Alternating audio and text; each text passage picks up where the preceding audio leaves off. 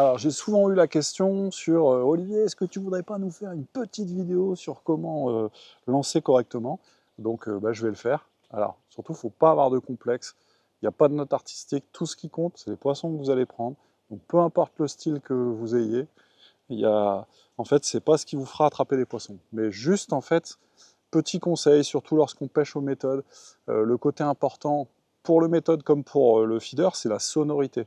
Et le truc, c'est que là, je vais vous apprendre la manière, ma manière en tout cas, qui permet de pouvoir en fait maîtriser cette sonorité à l'impact et rendre en fait l'arrivée du méthode beaucoup plus doux, même avec des poids assez lourds. Bon, là aujourd'hui c'est un 20 grammes, c'est ce que j'utilise aujourd'hui, mais ça fonctionnera également même avec des poids 45-60 grammes, c'est pas un souci. Ici, le côté intéressant avec le méthode, et c'est ça qui est génial, c'est qu'on ne risque pas d'accrocher derrière parce qu'en fait l'hameçon sera pris avec l'amorce sur le méthode. Donc on peut y aller franchement. Moi, ce que je vous conseille, donc vous prenez votre méthode et vous le placez 10 cm sous le premier anneau en fait, de votre canne. Donc le premier anneau qui est juste après le moulinet, comme ceci. Et là maintenant, en fait, ça va se faire en 4 temps. Il va falloir compter jusqu'à 4, vous allez voir. Donc le premier temps, donc déjà, hop, j'ouvre mon pick-up, ça c'est important. Donc le premier temps, c'est je vais balancer le méthode en fait devant moi. Et c'est-à-dire que le fait de balancer le méthode devant vous, c'est ce qui va vous donner la direction finale. Donc il faut vraiment en fait y aller.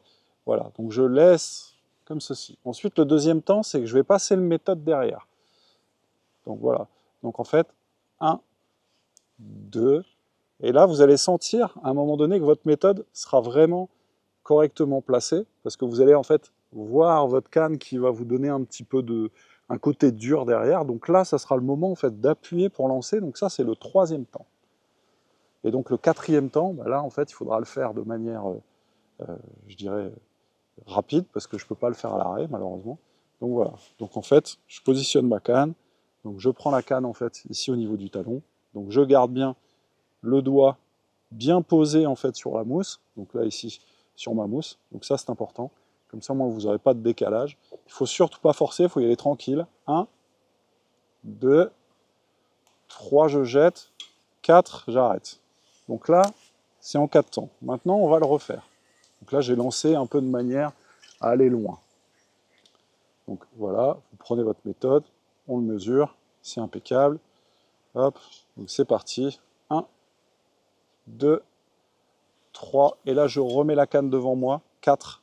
Donc en fait, la canne, quand vous allez avoir le méthode en l'air, donc sur le quatrième temps, ce qui est important, idéalement, en fait, c'est d'avoir la canne dans l'axe de votre épaule. Comme ça, lorsque le méthode en fait, va redescendre, vous allez avoir la possibilité d'accompagner, vous allez sentir en fait le sillon se plier. Et donc là, je vais pouvoir accompagner mon méthode juste avant qu'il touche l'eau. Et plutôt que de cogner la flotte, il va vraiment en fait, se poser délicatement. Et ça, c'est vraiment bien. Ensuite, lorsque vous allez être sur le quatrième temps, admettons, il y a une rafale de vent qui va passer au même moment, vous voyez votre méthode en fait, qui ne va pas prendre la bonne direction. Donc, admettons, vous voulez en fait le remettre à gauche. Donc là, en fait, il faudra mettre la canne à droite. Et inversement, en fait, pour pouvoir en fait, changer l'orientation de votre méthode quand il va toucher l'eau. Donc, je répète une dernière fois l'opération. Voilà. Donc 1, 2, 3 et 4. Et voilà. Et là, en fait, là, ça a vraiment fait un tout petit splouf de rien du tout. Donc c'est assez simple. Il faut juste en fait vous entraîner.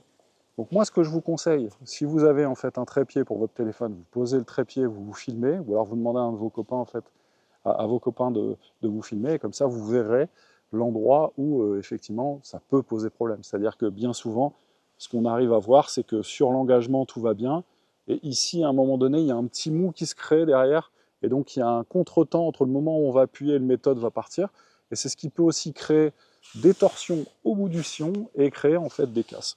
Donc voilà, entraînez-vous, 4 temps, comptez bien, 1, 2, 3 et 4. À vous de jouer.